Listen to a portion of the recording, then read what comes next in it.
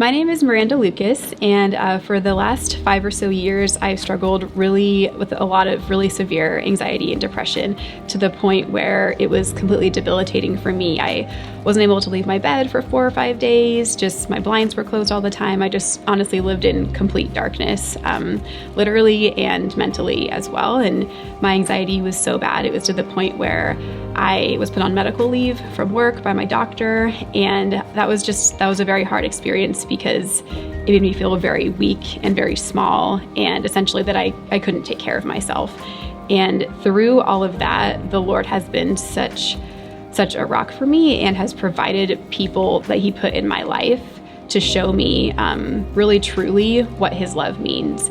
And during that time, I genuinely believe that I had done something out of the will for the Lord, that He separated me from the love that He had for me, and that I was unlovable and I was undesirable, and that there was something that I had done in my life that had made Him angry or upset. And that's why I was feeling so anxious, and that's why I was feeling so depressed. And I wrestled with that day in and day out for months on end at a time. And it became something that basically had taken over my whole life, and I had no hope for a future. I had no hope that anything good could come in my life, and that I just had hit a point where I felt like it's really not worth living anymore. And that was really a rock bottom point for me. And yeah, He really continued to put people in my life that spoke truth to me when I rejected that truth day in and day out.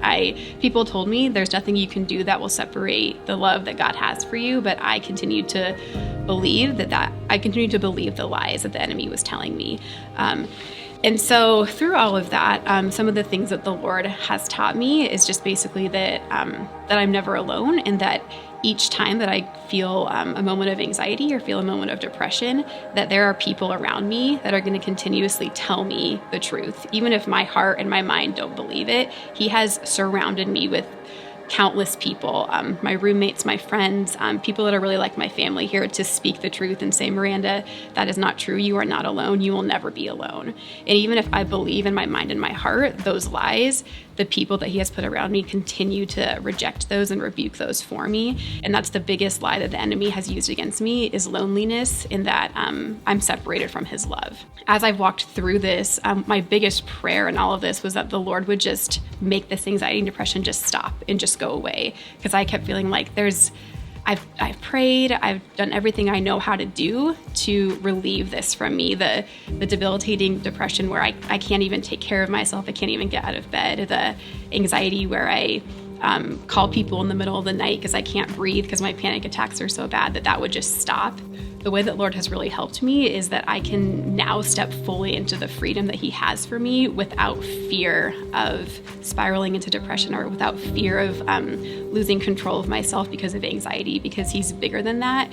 And He's reminded me that I'm never alone, and that in my weakness, which I have felt so strongly in the past 5 years, that He is so much stronger than that, and that He is bigger than that, and that He delights in being victorious in our weaknesses.